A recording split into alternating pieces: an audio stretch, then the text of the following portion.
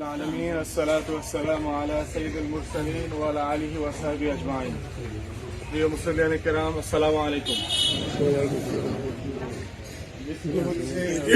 কিছুক্ষণ আগে একটা আয়াত তেলাওয়াত করছেন সূরা মুলক, যারা রেগুলার তেলাওয়াত করেন তারা বুঝবেন যে আল্লাহ রাব্বুল আলামিন কোরআনে বলছেন যে তিনি জীবন সৃষ্টি করবার আগেই মৃত্যু সৃষ্টি করেছেন।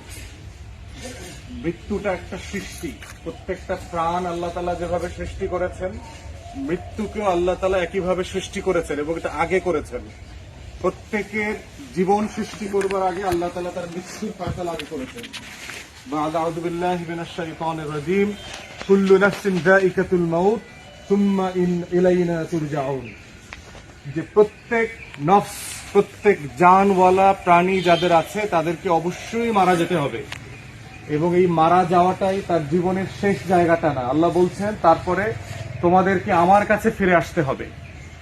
এবং এই জন্য দেখবেন যখন আমরা মাটি দেই মাইয়াতকে, লাশকে যখন আমরা কবরে রাখি, একটা কোরআনের আয়াত আমরা পড়ি, মিনহা খালাকনাকুম, এই মাটি থেকে তোমাকে সৃষ্টি করেছিলাম, ও ফিহা নুঈদুকুম, এই মাটি থেকে তোমাকে আবার ফিরায় দিলাম এই মাটিতে, ওয়া মিনহা নুখরিজুকুম তারাতান উখরা, আবার আল্লাহ তাআলা তার ইচ্ছা শক্তি দিয়ে এই মাটি থেকে তোমাকে আবার হাসরের ময়দানে উঠায় নিয়ে আসবেন।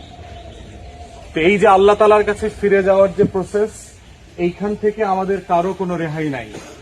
এই জন্য হচ্ছে মৃত্যু, জানাজার নামাজ যতটা না মাইয়াতের জন্য, তার থেকে বেশি হচ্ছে জীবিত লোকের জন্য। ইমাম সাহেব কিছুক্ষণ পরে দোয়া করবেন, 3 তাকবীরের পরে যে দোয়াটা করবেন সেই দোয়াটা শুরু হচ্ছে আল্লাহুম্মা গফিরলি হাইয়ানা ওয়া মাইয়াতানা, হে আল্লাহ আপনি মাফ করে দেন আমরা যারা জীবিত আছি আমাদেরকে। তাহলে লাশ সামনে নিয়ে আল্লাহ তাআলার কাছে আমরা দোয়া করতেছি প্রথমে কাদের জন্য? আমাদের জন্য।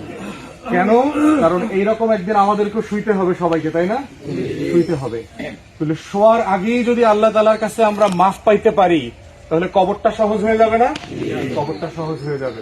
আল্লাহ রাব্বুল আলামিনের কাছে আজকে আমরা সবাই মাইয়াতের জন্য দোয়া করব, পরিবারের জন্য দোয়া করব এবং সবচেয়ে গুরুত্বপূর্ণ হচ্ছে আমরা যারা আছি আমরা সবাই আমাদের জন্য দোয়া করব। আল্লাহ তাআলা যেন আমাদেরকে ভালো আমল নিয়ে কবরে যাওয়ার তৌফিক দেন। সবাই দোয়া করবেন। আসসালামু আলাইকুম।